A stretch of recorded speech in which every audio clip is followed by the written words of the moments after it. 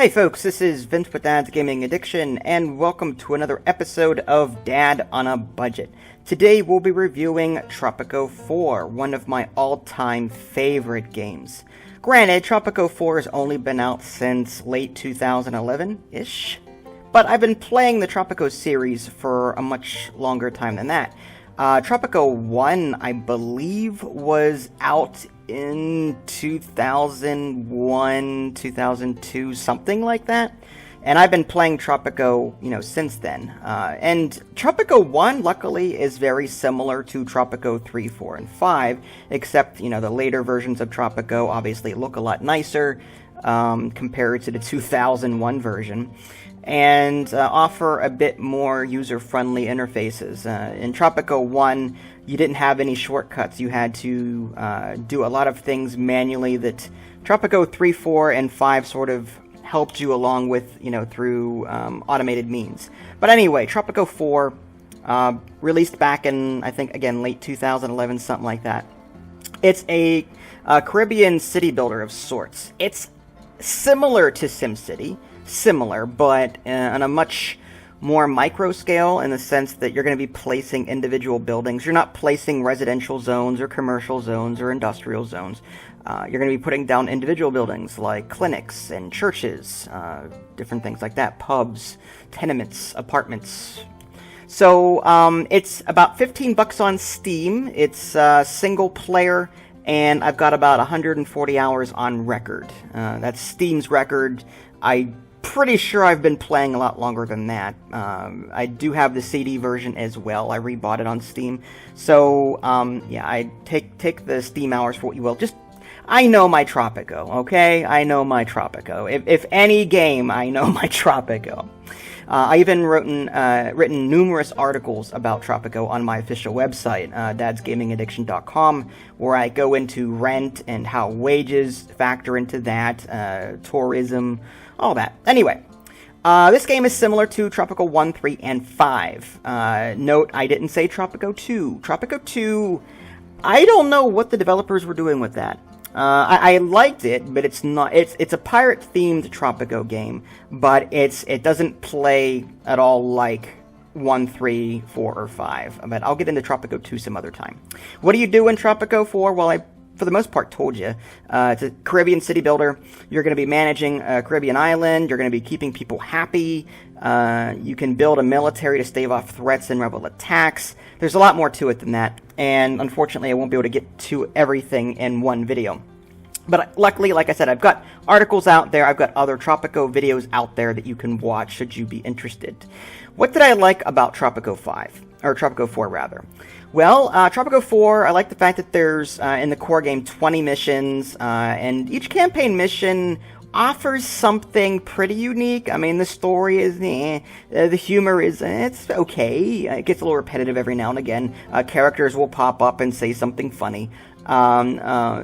But other than that, it's a forgettable kind of, it's not like it's life-changing or anything like that, but for what it is, it's pretty humorous. There's also a sandbox mode. You can customize a lot of things there. There's also challenges. So between the campaign missions, the sandbox, and the challenges, there's a lot of content there.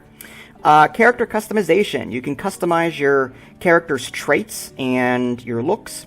The traits are kind of nice because you can become like an heir apparent. You can focus on, basically you can start your character off like, what's your background? Heir apparent, is your background more militaristic? Stuff like that, and whatever you pick will determine what kind of bonuses you get in the map that you're playing. Also traits that might revolve around, okay, I'm going to favor the sciences, I'll get a boost in sciences. I'm an entrepreneur, so I might make more money off of exports, that kind of thing. Also, like I said, I like the fact that it's like SimCity, but I can put down individual structures. It reminds me of SimCity societies that way. I also appreciate that it didn't revert back to the Tropico 2 style, which, again, is more pirate-themed and plays a little bit differently. I also like the fact that you can roll through an iron fist, or you can keep people happy. It's easier, I think, to keep people happy as opposed to building a really expensive military. And whenever your happiness drops to a certain point, there's going to be rebel attacks and different things like that, rebel uprisings. So you've got to keep a stocked military. Military requires educated workers, which generally are more expensive to maintain. So I prefer keeping just people happy. It's much easier. But again, that's me. But you have that choice. I also like the fact that you can make money a lot of different ways, mainly through export. You can also make money through tourism if you want. So if exporting raw goods isn't your thing, you can set up like a tourist dock, and then you can set up hotels and motels and skyscraper motels and other bungalows. And you can set the I don't want to say the rent, but the price of the structure, so that when tourists come to your island, they'll pay that amount. And you can also put down attractions that serve to fulfill their entertainment needs and other needs. What else? I also like the fact that whenever you are exporting, you can keep it simple. You can just build a farm, export raw goods. There's cash crops, and there's also regular food crops. Your Tropicans will consume food crops, but any excess will be exported. Whereas the cash crops are simply cash crops. They're automatically exported to the dock. And there's an infrastructure there that you have to worry about too. Crops just don't automatically go from the farm to the dock. You have to build teamsters to move those goods from the various buildings to the dock.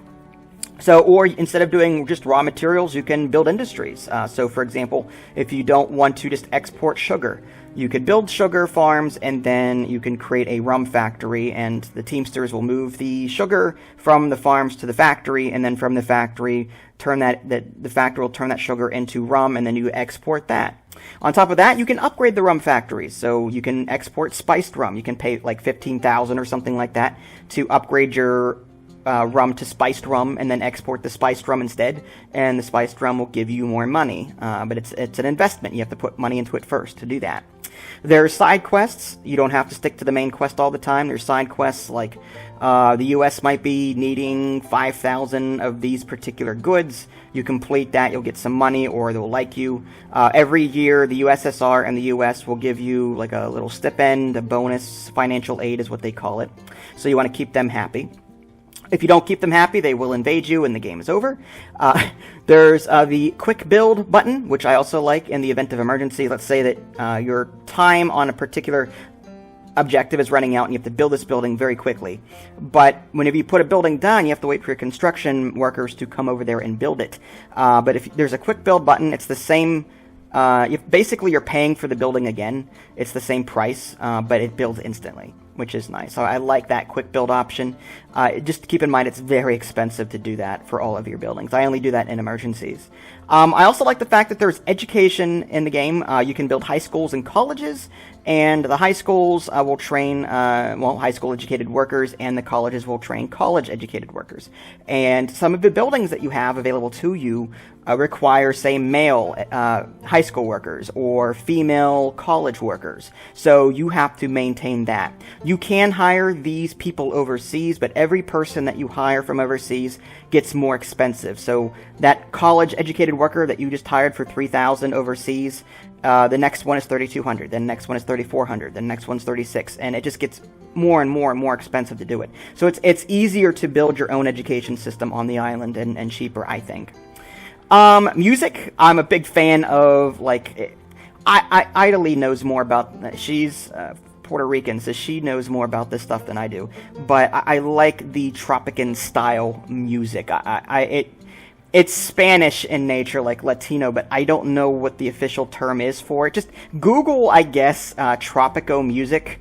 There's actually soundtracks on YouTube that you can listen to from this game. Tropico 5 soundtrack I didn't care for. Tropico 1, 3, and 4 were okay, but some of the tracks are really cool. Very upbeat, very upbeat, and all the instruments that you would expect from something like that. It's also a big time sink, Tropico. So if you're looking for something very meaty to sink your teeth into, this is the game for you. You'll easily spend an hour or two doing one mission. Sandbox mode you could spend, maybe a week doing, maybe longer. What didn't I like and didn't like about it? Like, what's the likes and dislikes? These are things that I liked and disliked about the game. The learning curve. Back in 2001, when I first learned Tropico, I beat my head against the wall repeatedly. I was young back then and stupid, but I stuck with it, and I eventually learned the game. And luckily, that knowledge carried over to Tropico 3, 4, and 5. Learning curve is pretty high in this game. Lots of screens, lots of sub-screens. There's micromanagement, for example, rents and wages. There's a lot of things to learn about, like, the innards of this. For example, what the difference is between wages and rent. Like, how much does a person have to make in order to afford rent? The quick answer to that is they will pay for a house a third of what they make. So if they're making 9 wage, then they can afford a house of 3 or less. So it takes some getting used to, and these are minute things that you're going to learn eventually, but that learning curve does take some getting used to. The almanac is pretty big. It takes some getting used to, too. There's a lot of different screens, a lot of different information being thrown at you all at once, and it's pretty overwhelming for the first-time player, especially a casual player. I'm a casual player, but I took the time to learn this game, and I absolutely love it. And I have a feeling you will too if you like city builders. Dislikes. The DLC practices are outrageous. It's usually $3 to $5 per DLC, and it's something stupid like a building or a trait or an outfit, maybe a mission. I don't care for that. The only Tropico 4 expansion I found to be worth it, the Modern Times expansion, it introduces new buildings over a timeline. So the crappy farms that you could build in the beginning become bio farms down the line. And instead of building one crop, they can build like 3 different crops. So that you can build like cash crops or food crops or just corn. So yeah, I like the Modern Times expansion. I would recommend that one, but the other one's just, it's milking you. I don't like that. I don't also like the fact, as far as the dislikes go, it's very similar to Tropico 3, very similar.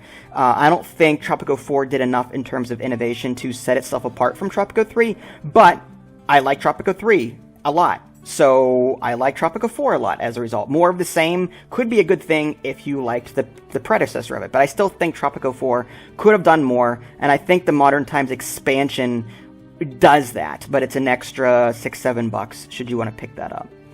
I also don't like the fact that there's a separate launcher and login information. Like, you have to create an account. I'm trying to remember the name of the publisher off the top of my head. I don't remember, but you do have to create a separate account to log in, username and password on top of the game that you get with Steam. So I don't like that separate launcher, but it is what it is. It hasn't failed me, but I've heard reports of it messing with other people's style, if you will. Also, just quick to note, there's a free demo, so if you want to download the game, you can check it out. And also, it's usually on sale somewhere. Before Bundle Stars became fanatical, Bundle Stars used to feature it all the time. 75% off, 50% off. It may be on Humble Bundle and Green Man Gaming as well. So check out the links in the below description. You'll probably find it on sale somewhere instead of paying the full price on Steam. Steam does feature it on sales too, but I've seen Tropico 4 on sale elsewhere for a lot less and a lot more often on, like, say, Fanatical, again, previously Bundle Stars, and, say, Humble Bundle or Green Man Gaming. So, yeah, Tropico 4, does it get a recommend from me? Absolutely. It is one of my favorite games. For the price that you're paying now, even at the $40 price tag, or $50, whatever it was back then, you're getting a lot out of this game. It's a little repetitive, because every mission you're doing the same thing. You start off with maybe 30 to 50 workers, and you have to build from a small little town to a semi-large town that's a lot harder to manage and to micromanage. But it's the same thing every mission. But at the same time, it's satisfying. The maps are somewhat varied, and there's so many different resources on the map. Between the farming, and you can mine, there's oil, you can craft, you can make, there's a weapons factory, a rum factory, cigar factory, chemicals factory. There's so much to do in this game, and there's so much to see. So, would I recommend this game? Absolutely, 100%. This is a game that you should buy if you like city builders at all. Alright, so I know that some of you don't like my yay or nay rating system, and here at Dad's Gaming Addiction, we absolutely want to keep everyone happy, because that's totally possible. So to bring in a special guest to help us out with this, we're going to go ahead and rate this on our usual Picard scale, and I'm sure that will clear things up. On a scale of, oh my gosh, turn off this loud rap music, Picard, to come at me, bro, Picard, I'm going to have to give this come here and pull my finger, Picard. There you go. Hopefully that explains everything. If you guys haven't already, subscribe to my channel and check out my official website, www.dadsgamingaddiction.com. This is Vince. Thanks for watching, and I'll catch you next time.